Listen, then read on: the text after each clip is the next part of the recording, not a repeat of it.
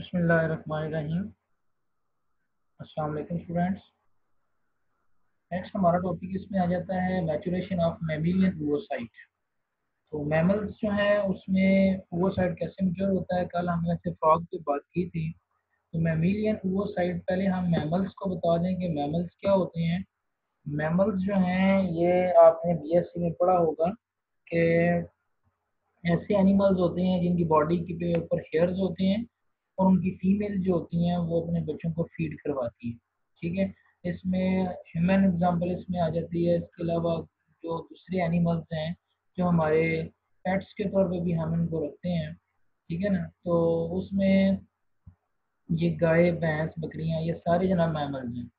तो आपको ये बता इसलिए रहा हूँ कि मैमल्स में दो बेसिकली कैटेगरीज होती हैं ओवोसाइट के मैच्योर होने के हवाले से। एक आपने पढ़ रखा है, शुरू से पढ़ते आ रहे हैं, फिर मेंस्ट्रुअल साइकिल होता है जो कि एप्स में होता है। प्राइमेट्स जिसको हम कहते हैं ना, प्राइमेट्स कहते हैं जिनको। प्राइमेट्स में मंकी और ह्यूमन आ जाती है, एप्स भी आ जाती है। इसके अलावा दूसरे जो मैमल्स हैं अदर देन प्राइमेट्स, जो प्राइमेट्स के अलावा दूसरे मैमल्स हैं, उनमें क्या होता है कि उनमें एस्ट्रस साइकिल होता है। ठीक है ना, ये एस्ट्रस साइकिल होता है। एस्ट्रस साइकिल होता है, पहले में क्या होता है मेंस्ट्रुअल साइकिल और इनमें एस्ट्रस साइकिल होता है। पहले हम जनरल एक बात कर लेते हैं कि दोनों साइकिल में बेसिक डिफरेंस क्या है। जो एस्ट्रस साइकिल होता है, जिस तरह ये नाम उसके आगे लिखा हुआ है, एस्ट्रस इस कंडीशन का नाम है, डिजायर की जो कंडीशन होती है। उसमें क्या होता है कि जब फिजिकली स्टिमुलस मिलता है फीमेल को, तो उस यानी साल में एक दफ़ा, डिपेंड करता है स्पीशी कौन सी है, साल में एक दफ़ा दो दफ़ा मोनोएस्ट्रस डाईएस्ट्रस एनिमल्स होते हैं, जिसमें साल में एक दफ़ा वो फीमेल जो है वो जो कॉपुलेशन कर सकती है, कंसीव कर सकती है। इसके अलावा अगर कुछ ऐसी स्पीशीज हैं जो डाईएस्ट्रस हैं, वो साल में दो दफ़ा, यानी उनकी डिज़ायर जो है वो हर वक्त नहीं होती। तो एक स्पेसिफिक टाइम ऑफ ईयर है, उसमें वो उनकी डिज़ायर होगी, उस वक्त अगर उनकी कॉपुलेशन नहीं करवाई जाती तो वो डिज़ायर फिर ख़त्म हो जाती है एक लिमिटेड टाइम में।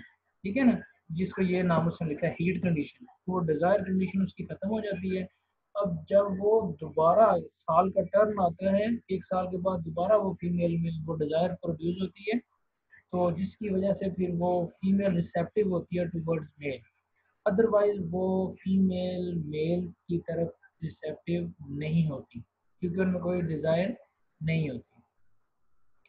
तो इस तरह से हम चलते हैं। इसमें वन टाइप ऑफ ओवुलेशन जो है नीड द फिजिकल स्टिमुलेशन। अब क्या होता है उसमें कि जब वो फीमेल की कंडीशन डिजायर वाली होती है, उस लिमिटेड टाइम में उसको वो मेल अवेलेबल होता है, दोनों में अब कॉपुलेशन जब हो जाती है, तो जो फिजिकल कांटेक्ट है यानी जो कॉपुलेशन है जब ये हो जाता है, ये जो फिजिकल स्टिमुलेशन है, उसके बाद फीमेल की बॉडी में ये गोनाडोट्रोपिन हार्मोन रिलीज होता है। ये गोनाडोट्रोपिन हार्मोन आगे ओवम को रिलीज करवाता है और उसमें वो मायासिस जो रुकी हुई थी वो रिज्यूम होती है। ठीक है ना, दो बातें आपने इसमें ध्यान में रखनी है। पहले एस्ट्रस साइकिल को ये ध्यान में रखना है कि ये मंथली साइकिल नहीं होता। ठीक है, कुछ मोस्टली जो मैमल्स हैं उनमें साल में एक दफ़ा होता है, या कुछ में ये साल में दो दफ़ा होता है। ठीक है, और ये उस लिमिटेड टाइम में अगर इनको फिजिकल स्टिमुलेशन मिल जाए फ्रॉम द मेल साइड, तो उस वक्त फिर इनकी बॉडी में on the spot ovum release होता है, वैसे ओवम रिलीज होता ही नहीं। ये ध्यान में रखने का है। जबकि जो मेंस्ट्रुअल साइकिल है, इसमें अगर कॉपुलेशन हो रही है नहीं हो रही, वो मंथली साइकिल है जो कि इसमें ओवम रिलीज होना ही है। लेकिन एस्ट्रस साइकिल में उस वक्त तक ओवम रिलीज नहीं होता। ये बेसिक डिफरेंस। आगे चलते हैं। कहते हैं these gonadotropin signal the egg to resume the meiosis and initiate the event that will expel it from the ovary।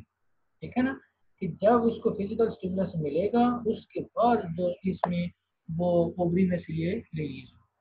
This mechanism ensure the most population will result in the fertilised over. जब वो इसमें almost 100% chances होते हैं कि जब भी population होगी तो फर्टिलाइजेशन हो जाएगी। जबकि मेंस्ट्रुअल साइकिल में ऐसा नहीं होता, उसमें वेरी करता है, कंडीशनल होता है कि पॉपुलेशन हुई है, पता नहीं फर्टिलाइजेशन होगी या नहीं होगी। ठीक हो गया। आगे चलते हैं। कहते most mammal have a periodic ovulation pattern in which the female ovulate only at a specific time of the year। ये देखें only a specific time of the year, इसको हम क्या कहते हैं, एस्ट्रस साइकिल कहते हैं। ठीक है जी।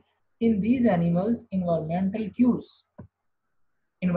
में लाइट है जो उनके गोनेड को डेवलप कर रही है। स्टिमुलेट द हाइपोथैलेमस, ये उनके ब्रेन को स्टिमुलेट करती है, और अल्टीमेटली ये ब्रेन जो है ये गोनेडोट्रोपिन रिलीजिंग हार्मोन ये रिलीज करता है। ये गोनेडोट्रोपिन रिलीजिंग हार्मोन डेफिनेटली उसके गोनेड्स के पास जाएंगे। ठीक है ना, GHR gonadotropin releasing hormone stimulate the pituitary gland to release gonadotropin hormone. अब ये गोनेडोट्रोपिन हार्मोन कौन से हैं, FSH और LH। अब FSH जो है ये टारगेट करेगा जाकर फॉलिकल स्टिमुलेटिंग हार्मोन है, तो फॉलिकल को यानी ओवरी को जाकर टारगेट करेगा। समझ आ रही बात। तो ये अब वो हार्मोनल एक साइकिल था स्टार्ट हो जाएगा इसमें जी। तो फॉलिकल स्टिमुलेटिंग हार्मोन हो गया, ल्यूटिनाइजिंग हार्मोन हो गए, फॉलिकल जाकर फॉलिकल की डेवलपमेंट करवाता है to proliferate and secrete the estrogen. Proliferate मतलब तस्कीर। तो एस्ट्रोजन क्या करता है, enter the certain neurons and evoke the mating behaviour of the species. Estrogen जो है वो हार्मोनल चेंजेस लेके आता है और उसकी वजह से न्यूरोनल चेंजेस आती हैं, न्यूरॉन में चेंज आता है, और न्यूरॉन में चेंज आने की वजह से वो जो उनकी बॉडी में चेंजिंग आती हैं। The mating behaviour and ovulation are closely related process. ये ठीक हो गया। ये हम वापस जाते हैं, पहले फिर ह्यूमन पे बात करेंगे कि जो मैमिलियन oocytes हैं इसमें से दो तरह की कंडीशन बताई है कि on the spot physical stimulation होती है, जैसे ये रैबिट्स हैं इनमें। ठीक है, physical stimulation from the male side होता है, उसी वक्त ओवर रिलीज हो जाता है। जबकि एस्ट्रस साइकिल में ये टाइम बाउंड है, इसमें वंस और ट्वाइस इन ईयर वो फीमेल का सेक्सुअल पीरियड स्टार्ट होता है, जिसमें वो डिजायर होती है, that has the desire for the copulation with male. उस टाइम पे अगर वो मेल अवेलेबल हो जाए तो फिर जो है उसमें ये चेंजेस आती हैं, गोनेडोट्रोपिन रिलीजिंग हार्मोन आता है। अब वो इस एक लिमिटेड टाइम में मेल की तरफ रिसेप्टिव क्यों होती है, थ्रू आउट ईयर क्यों नहीं होती, उसका आंसर उसने ये लिखा हुआ। ये ह्यूमन फीमेल के कंपैरिजन में बात है कि ह्यूमन फीमेल जो है वो टाइम बाउंड नहीं है। ठीक है ना, तो वो कॉपुलेशन किसी भी वक्त कर सकती है। लेकिन जो ये जो दूसरे हैं जिनमें एस्ट्रस साइकिल होता है वो टाइम बाउंड होती है। उस लिमिटेड पीरियड में कुछ न्यूरॉन्स उसके ब्रेन में एंटर होते हैं जो उसके सेक्सुअल बिहेवियर को कंट्रोल करते हैं। उनको कौन कंट्रोल करता है, एस्ट्रोजन। एस्ट्रोजन को कौन कंट्रोल कर रहा है, follicle stimulating hormone. Follicle stimulating hormone को कौन कंट्रोल कर रहा है, गोनेडोट्रोपिन। इसी तरह से gonadotropin releasing and ultimately hypothalamus. ये आपका एक पॉइंट इसमें हो गया। अच्छा आगे चलते हैं। The human have the variation। अब ह्यूमन में टोटली वेरिएशन, क्योंकि ह्यूमन में आप जानते हैं कि मेंस्ट्रुअल साइकिल ये the female have cyclic ovulation. तो वो साइक्लिक ओवुलेशन है, हर उस प्रोसेस को साइक्लिक कहते हैं जो रिपीट होता है। तो मेंस्ट्रुअल साइकिल जो है हर महीने में रिपीट होता है। अगर तो कोई इमोशनल डिस्टर्बेंस हो, कोई न्यूट्रिशनल डेफिशिएंसी हो, फूड की कमी वगैरह हो, तो फिर क्या होगा कि ये जो साइकिल है ये डिस्टर्ब हो सकता है। इमोशनल डिस्टर्बेंस का ज़्यादा रोल। ठीक है ना, वो साइकिल डेज आगे भी जा सकते हैं, पीछे भी आ सकते हैं, तो लेकिन ये हो सकता है। तो no definitive yield as most human female reproductive physiology shared the with primates। The characteristic primate मैंने आपको मना किया बताया था कि प्राइमेट जो है, प्राइमेट का मतलब क्या है, ये ग्रुप ऑफ मैमल्स हैं जिसमें ह्यूमन शामिल हैं और एप्स शामिल हैं। ठीक है ना, इनमें ये होता है। तो इसमें जो periodically maturing and releasing of ओवा होता है जिसको मेंस्ट्रुअल साइकिल कहते हैं। ठीक है जी, ये periodic shedding of blood and endometrial layer, उस पर भी हम बात करेंगे। इंटरवल ये होता है। तो कहता है कि ह्यूमन के अंदर ये फिजियोलॉजी से रिलेटेड है, आपने पढ़ा हुआ है इसको। Ovarian cycle, the function of which to mature and release the oocyte। अब ये देखें ना, ओवेरियन साइकिल है, ओवेरियन साइकिल। ओवेरियन साइकिल कहते हैं जिसमें एफएसएच जो है फॉलिकल स्टिमुलेटिंग हार्मोन जाकर ओवरी को स्टिमुलेट करेगा, ओवरी को टारगेट। जब ओवरी टारगेट हो जाएगी तो उसके अंदर क्या होगा, ओवेरियन साइकिल चलेगा और उसमें से ओवम की मैचुरेशन होगी। दूसरा यूट्राइन है, जो यूट्रस है उसकी डेवलपमेंट होगी, यूट्राइन साइकिल, ठीक है ना। जो कि आप जानते हैं कि एंडोमेट्रियम की लेयर डेवलप होती है। एंडोमेट्रियम की 3 लेयर होती हैं, एपिमेट्रियम, मायोमेट्रियम और एंडोमेट्रियम, ठीक है जी। तो ये यूट्राइन लेयर जब डेवलप हो जाती है तो उस पर वो कंसीव कर सकती है फीमेल, डेवलपिंग द ब्लास्टोसिस्ट। तीसरा इसका है सर्विकल साइकिल। ये सर्विकल, ये सर्विक्स से रिलेटेड है, जो वजाइना के साथ होती है। इसका काम क्या होता है कि ये जब फीमेल रिसेप्टिव होती है उस वक्त, उस टाइम पे ये थिन हो जाती है। अगर ये थिक रहेगी, अगर ये जो सर्वक्स के अंदर जो म्यूकस है वो थिक रहेगी तो फर्टिलाइजेशन नहीं हो सकती, स्पर्म मूव नहीं करेगा, ठीक है। स्पर्म उस वक्त मूव करेगा जब ये थिक हो जाती है, तो थिन हो जाती है, सॉरी, उस वक्त ये मूव करता है। तो इन सब को कंट्रोल करने के लिए ओवरी से हार्मोन्स आते हैं। ये आपने वो उधर पढ़ा था फिजियोलॉजी में, रिप्रोडक्टिव साइकिल के हवाले से। तो इसके बाद ये आपने बाकी इसको देख लेना है। तो कहता है कि majority of oocyte within the adult human ovary is maintained at diplotene stage of first meiosis। ये बात हुई थी हमारी, डिप्लोइडिंग स्टेज पे वो रुकी हुई होती है। तो उस स्टेज का नाम है डिक्टेट स्टेट। ये आपका शॉर्ट क्वेश्चन हो सकता है। Each oocyte is enveloped by the primordial follicle sales. अब ये थोड़ा सा ओवम का स्ट्रक्चर आपको बताएंगे, क्योंकि पहले उसने बता दिया हुआ कि इसमें क्या क्या चेंजिंग आती है। बाकी वो आपको इसका स्ट्रक्चर बता रहे हैं कि ओवम के अंदर ऐसी कौन कौन सी वो सारी चीजें हैं।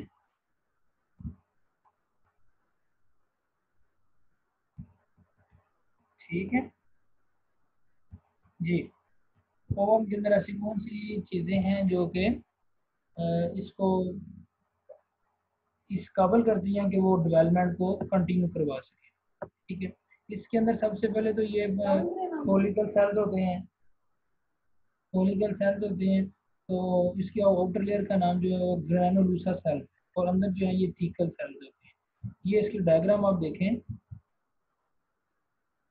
ये कि ये प्राइमोडियल फॉलिकल सेल है, ठीक है ना, जो कि इमेच्योर हैं, फॉलिकल्स हैं, छोटे छोटे सेल्स बने हुए हैं।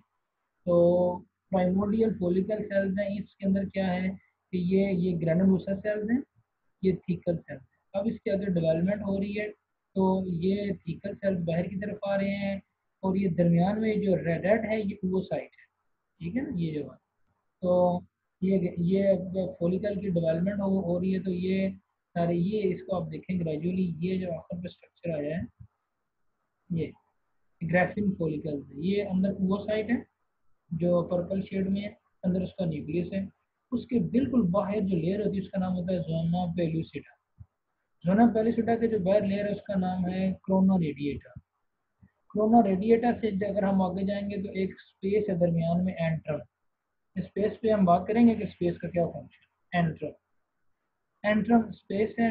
उसके बाद उस एंट्रम से बाहर निकलेंगे तो ये ग्रेनुलोसा सेल, ग्रेनुलोसा सेल्स हैं। और ग्रेनुलोसा सेल्स के बाहर जो मेम्ब्रेन है वो ग्रेनुलोसर मेम्ब्रेन है, ठीक हो गया। तो ये ग्राफिन फॉलिकल का पूरा स्ट्रक्चर है। अब उसका ये साइज अगर हम यहाँ से देखें, इसका साइज कितना इंक्रीज हुआ है। अब इसके कंपैरिजन में इसका देखें तो कहता है 500 टाइम्स इसका साइज इंक्रीज हुआ है। ये देखें, the group of primordial follicle enter the stage of follicular growth. During this time वो साइज इंक्रीज 500 टाइम्स। 500 टाइम्स जो है वो उसका वॉल्यूम इंक्रीज हो जाता है। उसके वॉल्यूम इंक्रीज होने की वजह से अब इसमें वो सारे स्ट्रक्चर मौजूद हैं। आगे हम इसका न्यूक्लियस देखेंगे, न्यूक्लियस का स्ट्रक्चर भी हमें देखना है। ये जो ग्रेनुलोसा सेल्स है ना, ये मेन पॉइंट है, इसको आपने देखना है कि इसमें वो साइड जो है, इसकी जब ग्रोथ होती है तो ये granulosa cells which is the concentric layer, जो इसकी outer layer, this proliferation of granulosa cells is mediated by the factor, यानी ये आहिस्ता आहिस्ता ग्रेनुलोसा सेल्स का साइज इंक्रीज होता है। जिसके देखें, ये पहले ग्रेनुलोसा सेल्स कितने थे, फिर कितने हुए, फिर कितने हुए, और आखिर में देखें ये कितने हुए। ठीक है, ये सारे, ये अंदर वाले ये सारे ग्रेनुलोसा कंसेंट्रिक लेयर्स हैं इसकी, ये इसका सपोर्टिव रोल दे रहे हैं। अब इसको कैसे बनाया जाता है, इसके लिए डिफरेंट ग्रोथ फैक्टर्स हैं। GDF9 a member of the TGF, ये ग्रोथ फैक्टर प्रोटीन्स हैं, उनकी फैमिली के ये मेंबर्स हैं। दिस ग्रोथ पीरियड वो side remain at the dictyate stage. हाँ, लेकिन ये जो उसने वो मायोसिस अरेस्ट हुई है, उसको ये चेंज नहीं कर सकते, अपने साइज, अपने साइज बढ़ेगा, अंदर न्यूक्लियस के अंदर कोई चेंज नहीं आएगा। Fully grown follicle contain the large oocytes surrounded by the several layers of granulosa cells. ये concentric layers हैं. The innermost of these cells will stay with the ovulated cells. अब granulosa cell की सबसे अंदर layer उसका, उसको हम कहते हैं cumulus cell. ये आपके शॉर्ट क्वेश्चन में चीजें आएंगी, अगर लॉन्ग में ना आया तो शॉर्ट में जरूर आएंगे। ठीक है, एग के अंदर वाली जो लेयर है, यानी ग्रेनुलोसा सेल्स की जो लेयर है, उसका नाम क्या है, cumulus cell, which surround that, आगे लिख दिया उसने। In addition during the growth period they have antrum, और कैविटी भी हमने बात की। This antrum fix with the fill with the protein, hormones and the compound. ये देखें ऊपर, ये ग्रेनुलोसा सेल्स है, ये इसकी जो साथ वाले ये क्यूमुलस सेल्स बन जाएंगे, और ये एंट्रम है, ये जो स्पेस आपको नजर आ रही है, इसमें डिफरेंट प्रोटीन्स वगैरह जो है वो जमा हो जाएंगे। ठीक हो गया। अच्छा, just the maturing oocyte synthesise the paracrine factor, तो फोलिकल मजीद प्रोलिफरेट करेंगे, तकसीम होंगे। The follicle cell secrete the growth and differentiation factors TGF V2, ये फैक्टर बच्चों आपने ना हाईलाइट करने हैं, ये मार्कर के साथ आपने हाईलाइट करने, ये बताने हैं इन फैक्टर्स की वजह से उसका ग्रोथ हो रही है, उसका साइज इंक्रीज हो रहा है, ये सारे growth factor allows the oocyte to grow and bring the blood vessel into the follicle regions. The oocyte is maintained at dictate state by the ovarian follicle. The signal from the follicle activates the G protein linked receptor that stimulate the adenylate cyclase, cyclic AMP, cyclic adenosine monophosphate. जब इसका level बढ़ेगा, the release from this dictate state and reinitiate the meiosis. ये मैं आपको रोक रहा हूँ यहाँ पे कि शुरू में वो ये जो फैक्टर्स थे, इनमें सिर्फ TGF वगैरह ने इनका साइज इंक्रीज किया, लेकिन ये साइक्लिक AMP वगैरह आए हैं, उसने इनको, इसकी डिक्टेट स्टेट को ब्रेक किया है, और ब्रेक करने के बाद क्या हुआ है, ब्रेक करने के बाद जो है वो इसमें री इनिशिएट ऑफ मायोसिस हुआ है, ये हार्मोनल सिक्रीशन की वजह से ऐसा। ठीक है जी, ये यहाँ तक हो गया। आगे हम देखें तो कहता है कि जब वो साइड ग्रो कर रहा होता है, ह्यूमन की बॉडी के अंदर वो साइड ग्रो कर रहा है, तो उसके अंदर कुछ ऐसी प्रोटीन्स बनती हैं, और वो प्रोटीन बनाने के लिए उसकी स्पेसिफिक जीन्स ट्रांसक्राइब होती हैं। The growing oocyte is actively transcribing genes whose products are necessary for the cell metabolism. उस सेल की ग्रोथ के लिए, जो उसका सेल का साइज इंक्रीज हो रहा है, उसके लिए इसको क्या चाहिए, इसको ट्रांसक्राइबिंग जीन्स चाहिए। जीन्स से आगे प्रोटीन बनेंगे, और वो ग्रोथ फैक्टर प्रोटीन जो है वो सेल का साइज है इंक्रीज करेंगे। तो कहते हैं कि before the zygote drive nucleus begin to function in the mice, for example the growing diplotene oocyte actively transcribing the genes for zona pellucida protein। ये तीन जीन्स हैं, GP1, GP2 एंड GP3। ये तीन जीन्स हैं जो कि transcribe करवाती हैं GP1, GP2 और GP3, तीन jeans. These genes are transcribed only in the oocyte, not in the any other type of the cell। अब इन सेल से जो प्रोटीन बनेंगी वो ज़रूरी है उसके ग्रोथ के लिए, सेल को प्रिपेयर करेगी फॉर द फर्टिलाइजेशन। ठीक हो गया। जिस तरह ऊपर आपने 3 फैक्टर बताए हैं, इस तरह नीचे ये ZP1 जोना पेल्यूसिडा। अब ये जोना पेल्यूसिडा क्या था, ये स्ट्रक्चर देख लें, फिर हम ओवम के आगे जाके मजीद स्ट्रक्चर को देखना है। उस पर ये दोबारा वो बातें आपसे करेगा कि जोना पेल्यूसिडा क्या है और जोना क्रोना रेडिएटा क्या है। ओवम यानी कि वो साइड जो है, इसका जो बाहर वाली लेयर है इसको हम क्रोना रेडिएटा कहते हैं, और ये अंदर वाला जो मेन अंदर हिस्सा है इसको हम जोना पेल्यूसिडा। ठीक हो गया। तो ये इनके ऊपर वो मेम्ब्रेन होती है, सेल मेम्ब्रेन, जो कि स्पर्म एंट्री वगैरह में भी हेल्प करती हैं। तो उस पर भी हम बात करेंगे। यहाँ तक बच्चों आपका ये हुआ कि मैमिलियन ओवोसाइट कैसे बनता है, किस तरह से मैच्योर होता है, मैच्योर होने के साथ उसके अंदर कौन कौन से वैसे फैक्टर्स हैं, कौन सी जीन्स हैं जो ट्रांसक्राइब होती हैं। सही है। तो इसमें आपका जो कि ये टॉपिक स्पर्मेटोजेनेसिस और ओवोजेनेसिस का सारा कंप्लीट होता है। तो चूंकि अब इन स्पर्मेटोजेनेसिस का आउटपुट क्या है, स्पर्म बनना, ओवोजेनेसिस का आउटपुट है ओवम बनना। तो आपको स्पर्म और ओवम का जो स्ट्रक्चर है वो भी पता होना चाहिए, उसमें से भी क्वेश्चन आ सकता है। ये आपके इसी बुक के पेज नंबर 175 पे भी हम जाते हैं, वहाँ पर ये पूरा चैप्टर जो फर्टिलाइजेशन वाला है उसमें ये स्ट्रक्चर जो है वो आप पढ़ सकते हैं। तो चूंकि हम ओवम पढ़ रहे हैं तो ओवम का स्ट्रक्चर हम पढ़ते हैं। तो वैसे तो उसने पहले ये स्पर्म का लिखा हुआ, ठीक है, अर्ली एम्ब्रियोनिक डेवलपमेंट। ये चैप्टर नंबर 7 है आपका। ये फर्टिलाइजेशन पूरा आपके सिलेबस में शामिल है। ठीक है। इसमें ये स्ट्रक्चर ऑफ गैमेट्स के नाम से है। तो स्पर्म का स्ट्रक्चर हम कल देखेंगे, अभी हम ओवम का स्ट्रक्चर देख लेते हैं कि ओवम जो है वो, जी,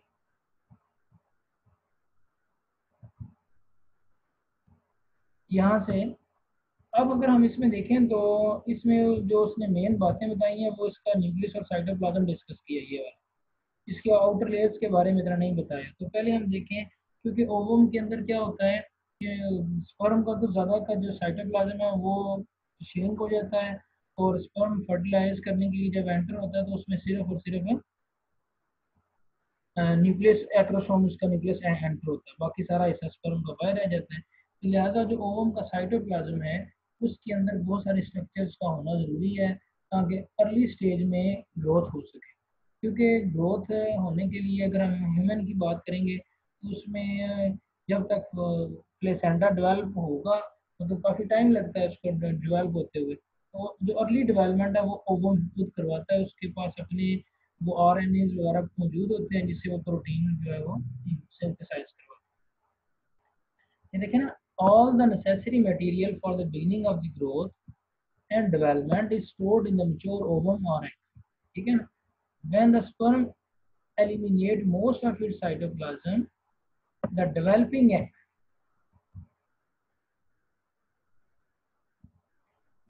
egg called oocyte before it reaches the stage of meiosis not conserve the material it has but actually accumulate more। यानी वो वहाँ पर जब meiosis उसके अंदर होगी उसके अंदर वो सारी चीज़ें मौजूद हैं। अब आप जानते हैं जो यॉक होती है ये भी डिफरेंट प्रोटीन इसमें मौजूद होती हैं। अब बर्ड एग जो अगर हम देखेंगे तो बर्ड एग के अंदर अच्छी खासी यॉक और एल्ब्यूमिन मौजूद है। ठीक है। इसको आपने रीड करना है। हम ये बात करते हैं साइटोप्लाज्मिक प्रोब, उसके साइटोप्लाज्म के अंदर कौन कौन से मटेरियल मौजूद है। ये सबसे पहले है कि इसके ये साइटोप्लाज्म आपको नजर आ रही है, ये साइट, ये न्यूक्लियस है और ये बाहर साइटोप्लाज्म है। साइटोप्लाज्म में डिफरेंट टाइप्स ऑफ प्रोटीन होती है।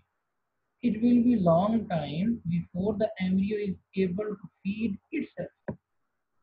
ठीक है ना। एम्ब्रियो ने माँ से, एम्ब्रियो ने या फीटस ने, एम्ब्रियो ने अगर से मैटरनल फीड लेनी है उसके लिए उसको प्लेसेंटा वगैरह डेवलप करना पड़ेगा। तो कहते हैं उससे पहले early in the embryonic cell need the supply of energy and amino acids that is accomplished by the accumulation of the yolk protein in the egg. Many of these yolk protein are made up of the other protein। और ये जितने भी yolk वगैरह है ये आपके labour में बनती है, कल भी मैंने आपको बताया। ठीक है जी।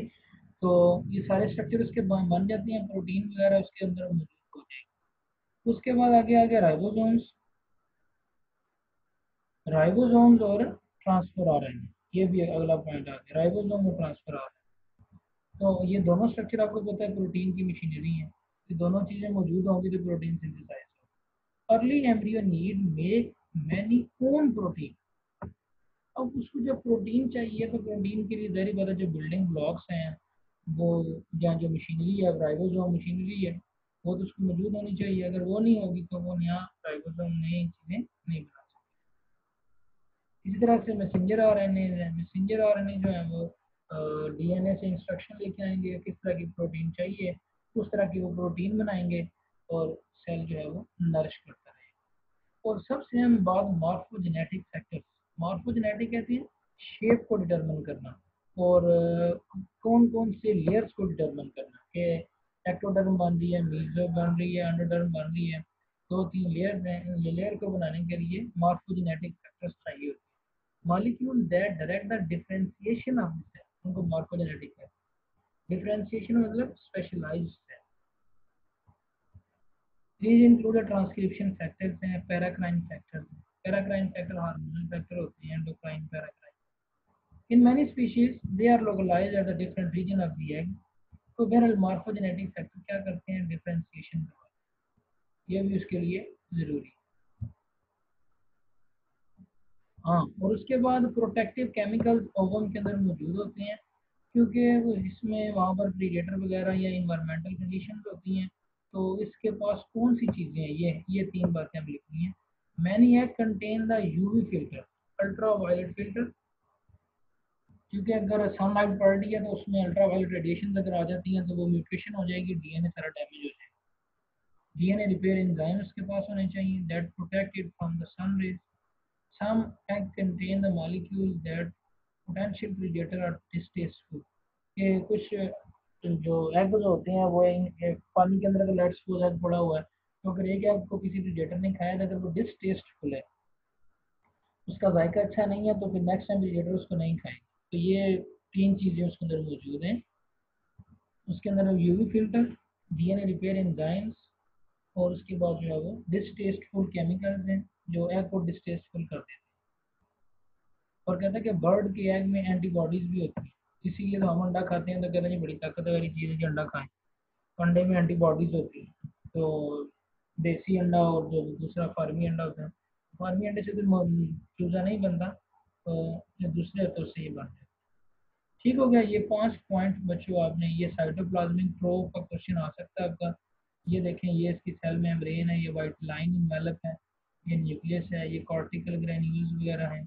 इसके अंदर माइटोकॉन्ड्रिया बहुत ज़्यादा होती हैं, माइटोकॉन्ड्रिया ही तो एनर्जी का जरिया होते हैं। जी, आगे जनाब देखें तो कहता है कि female pronucleus is readily haploid at the time of fertilisation. ये जो सी अर्चिन की बात कर रहा है, जबकि बाकी में देखें कि in other species including many worms and most mammals, egg nucleus is still diploid, the sperm entering before egg mitotic division। सारी बात है, ये मैंने कल भी आपको बताया था कि जब स्पर्म एंटर होता है तो फिर उसके बाद उसमें जो सेकंड मायोसिस है जो कि रुकी हुई थी वो कंप्लीट होती है। ठीक है, after the entry of sperm. इसका मतलब ये है कि वो जो स्पर्म है उसका वो मौजूद वहाँ पर एंटर होगा, उसमें सेकंड मायोसिस कंप्लीट होगी, उससे पहले उसका एग जो था वो डिप्लॉइड। ये बहुत अहम पॉइंट है, ये आपका क्वेश्चन पूछा जा सकता है, वाइवा में भी ये सवाल आते हैं। The final stage of egg meiosis will take place while the sperm nuclear material is entered। तो मेल प्रोन्यूक्लियस उसमें एंटर हो जाता है।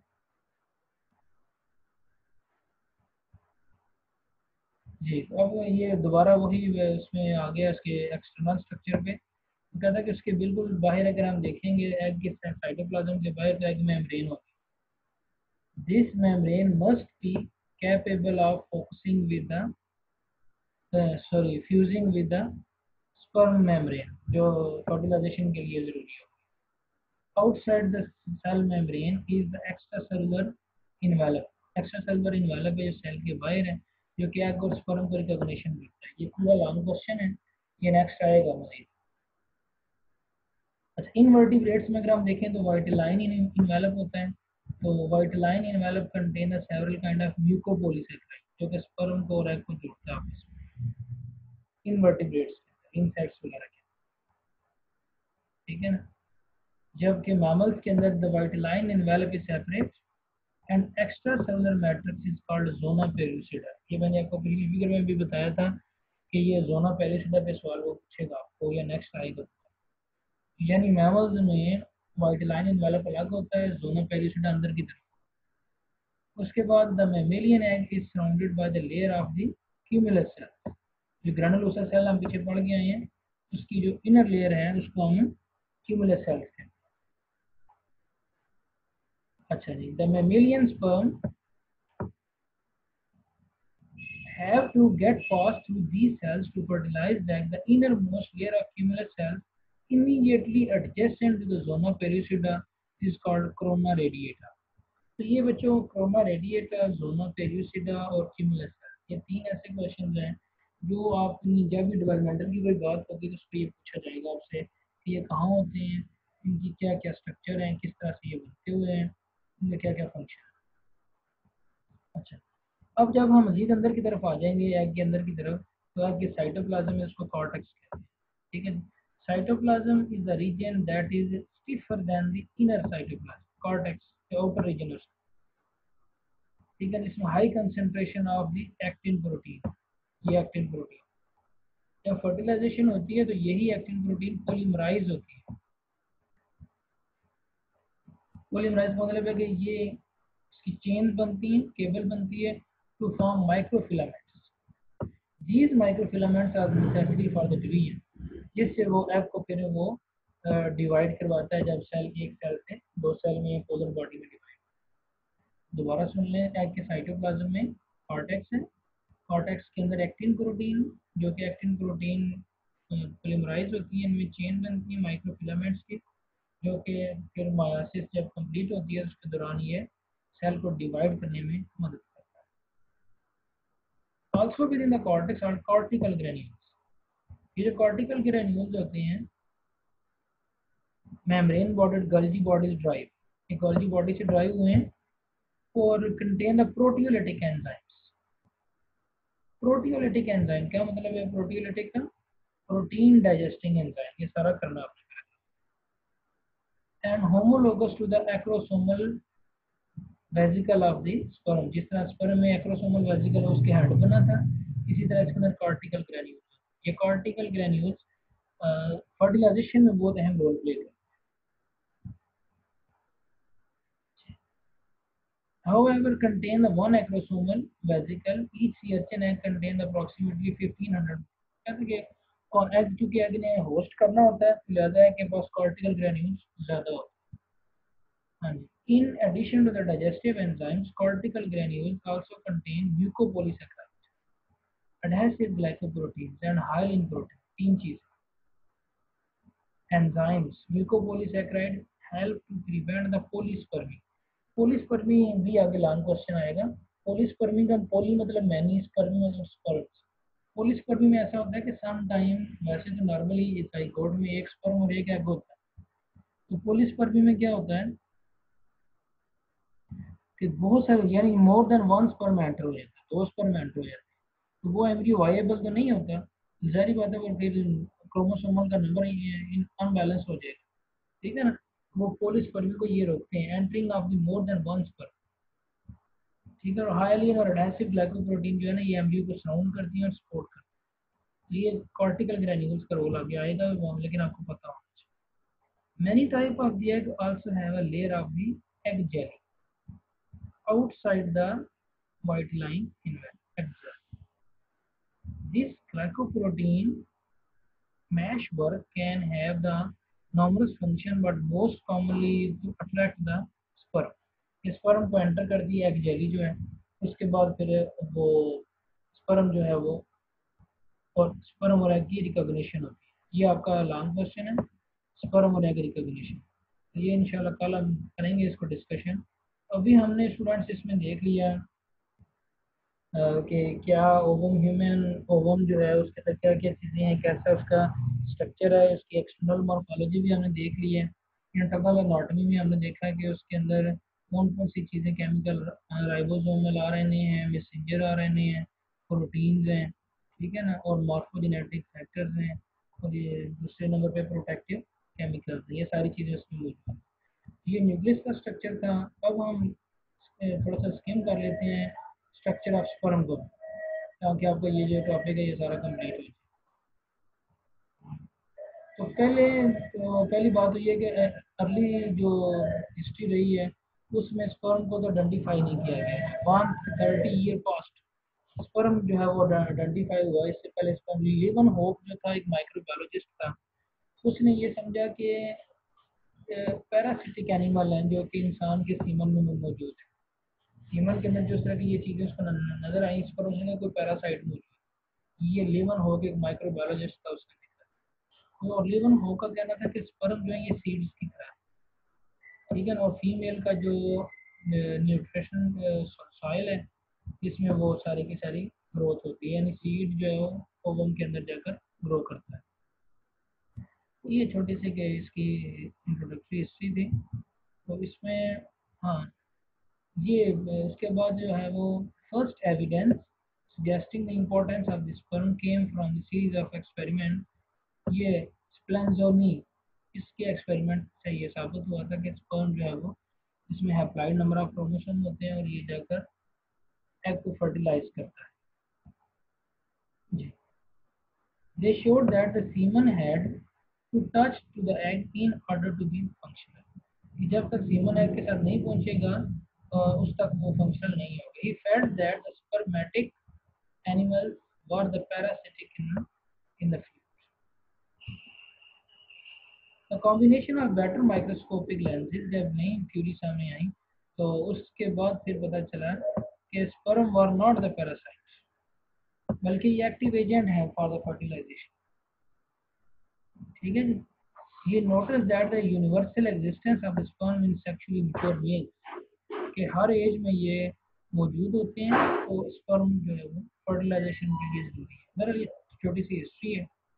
हम स्पर्म के स्ट्रक्चर पे चलते हैं। कहते हैं कि हर स्पर्म जो है उसके अंदर हैप्लॉइड न्यूक्लियस है और उसके अंदर जो है वो एंजाइम्स मौजूद हैं। मैं 2 मिनट हर हुआ मैं काम करना पे 2 मिनट हर हुआ हाँ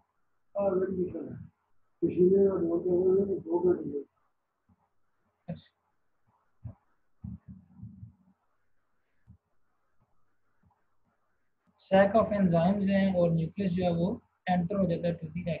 तो ये माय डियर इसमें जो मेन बातें इसकी होती हैं स्ट्रक्चर में, तो उसको हम देखें तो जनाब ये एक्रोसोमल वेसिकल्स आ जाएगा और एक्रोसोम आ जाएंगे। इसमें गोल्गी बॉडीज हैं, कुछ प्रोटीन्स इसके अंदर मौजूद होती हैं, सही है, जो कि बाद में इसमें स्ट्रक्चरल चेंजेस आती हैं।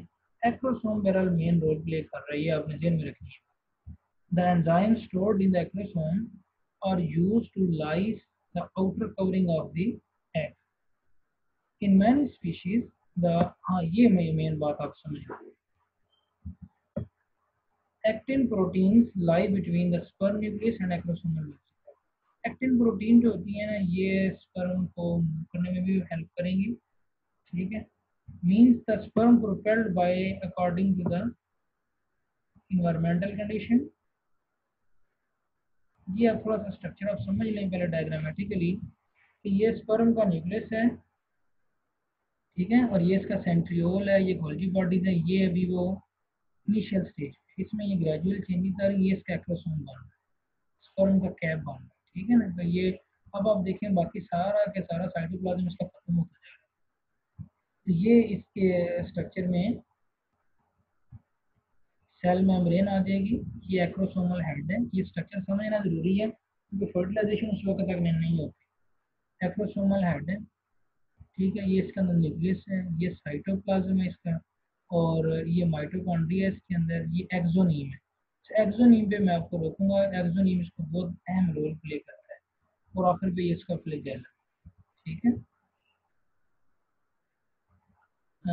ये हम स्ट्रक्चर पढ़ लेते हैं बस, फिर आप के जी an individual sperm is able to travel by the dipping flagellum, the major motor portion of the flagellum is axonium. यानी जो स्पर्म को ऐसा मूव करने में मदद दे रहा है वो तो फ्लैजेलम है। फ्लैजेलम के अंदर ऐसी कौन सी स्ट्रक्चर है? वो एक्सोनियम है। ये वो स्ट्रक्चर है एक्सोनियम की, structure found by the microtubules, और जो कि माइक्रोट्यूब्यूल सेंट्रियोल से बने। अब कहते हैं कि अगर हम कोर ऑफ एक्सोनियम देखें तो उसमें दो सेंट्रल माइक्रोट्यूब्यूल होते हैं जो बाहर 9 होते हैं। ठीक है, इसके अंदर सी शेप ये प्रोटोफिलामेंट्स हैं और ट्यूबुलिन प्रोटीन। ये हम स्ट्रक्चर बनाएंगे, इसको आपने करना है, ये पैराग्राफ आपने जरूर तैयार करना। The tubulin is the base for the structure of the flagellum. These proteins are critical for the flagellum function. The force for the sperm propulsion is provided by the dynein protein. Dynein protein ये ATP is dependent होता है, ठीक है, is an ATPase enzyme that hydrolyze the ATP and convert the releasing energy and mechanism. याद रखिए, अगर sperm travel नहीं कर रहा तो इनफर्टिलिटी हो जाएगी, चाहे जितना मर्जी स्पर्म काउंट है। अगर स्पर्म ट्रेवल नहीं कर रहा वो क्यों नहीं करेगा? एक्सोनियम की खराबी की वजह से। एक्सोनियम के अंदर डायनिन प्रोटीन है, ट्यूबुलिन प्रोटीन सारे स्ट्रक्चर में। ये अगर आप इसका स्ट्रक्चर देखें ना, ये एक्सोनियम है, ये स्पर्म का फ्लैजेलम है, ये एक्सोनियम स्ट्रक्चर है। 5 मिनट है मामूल। ये देखें इसमें ये प्रोटीन, ये थोड़ा समझ लें, मुझे बुला रहे हैं। अच्छा, ये माइक्रोट्यूब्यूल्स हैं, माइक्रोट्यूब्यूल्स ए और बी जो लिखा हुआ है। उसके बाद डायनिन आर्म्स हैं, ये जो अंदर की तरफ निकले हुए हैं, बाजू जिस तरह बाजू बने हुए हैं, इनर डायनिन आर्म, आउटर डायनिन आर्म। ठीक है, उसके बाद ये रेडियल स्पोक्स हैं, ये नेक्सिन प्रोटीन है। तो ये सारे स्ट्रक्चर इस तरह से मिल के मायोनिम का स्ट्रक्चर बना रहे हैं, ये एक्सोनिम का। ठीक है, ये देखें, ये ए और बी वाला उसने बड़ा दिया, ये अंदर इसके माइक्रोट्यूब्यूल्स। सही है, ये स्ट्रक्चर आपने करना है। ये वैसे आपने एफएससी में और बीएससी में इसको पढ़ा होगा। तो ये 9.2, ये अंदर देखें, ये दो की अपीयरेंस है, ये दो रेड कॉर्नर आपको नजर आ रहे हैं भाई, 1 2 3। 9.9 + 2 की जो अपीयरेंस, ये आने शुरू करिए, 1 2 3 4 5 6 7 8 और 9। ये 9 जो रेड वाले रिंग है ये बाहर हैं, दो अंदर है, इसीलिए इसको ये कहता है 9+2। ये 9+2 माइक्रोट्यूब्यूल्स एनिमल के। तो ये जो डायनिन प्रोटीन हैं ये इसको मूव करने में हेल्प करती हैं, और दूसरी जो थी हमने ट्यूबुलिन प्रोटीन में इसका स्ट्रक्चर बनाया। ठीक है, ये एटीपी, इनके अंदर माइटोकॉन्ड्रियाज हैं जो उनको स्ट्रक्चर दे रही हैं। इनके अंदर माइटोकॉन्ड्रिया शीट है एक्सोनिम के। ये आपने अच्छी तरह से इसको तैयार करना है। एक और शॉर्ट क्वेश्चन आपको आ जाता है, ये देखें ना, the final stage of mammalian sperm maturation cumulatively referred as capacitation. Capacitation female body में होती है, do not occur until sperm has been inside the female reproductive tract for a certain period of time. तो जब तक sperm female body में log नहीं होते, वहां पर काफी दिन तक पड़े नहीं रहते, तो क्या होता है कि स्पर्म मैच्योर नहीं होते। तो लास्ट स्टेज स्पर्म मैच्योर होने की है वो कैपेसिटेशन। ठीक है जी, तो आपका सवाल ये सारा कंप्लीट हो गया। Structure of ovum, structure of egg, ठीक है ना, और स्ट्रक्चर ऑफ स्पर्म। तो इसमें एक्सोनियम वाला पॉइंट आपने ये अच्छी तरह से पढ़ना है। बाकी तो चले आपने ये उस दिन भी डिस्कस किया था, ये शेप वाला आपने बीएससी में भी पढ़ा हुआ। एक्सोनियम का स्ट्रक्चर आपने अच्छी तरह से पढ़ा। आप पढ़िएगा, कोई क्वेश्चन हम पूछ